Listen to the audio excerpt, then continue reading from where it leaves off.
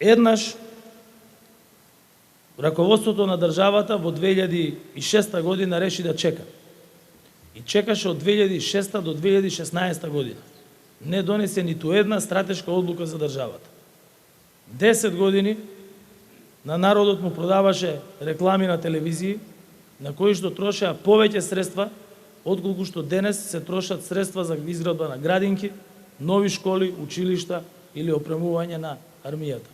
На крајот, кога поминаа тие 10 години, сите сфативме дека сме останале сами и изолирани. Затоа од 2016 година се донесоа одлуки со кои државата стана земја членка на НАТО, со кои државата почна преговори со Европската унија. Благодарение на тие одлуки, денес ние сме држава која претседава со ОПСЕ. Денес сме држава која од корисник на мировни мисии пред 30 години, денес е земја во која што други држави преговараат за решавање на своите проблеми.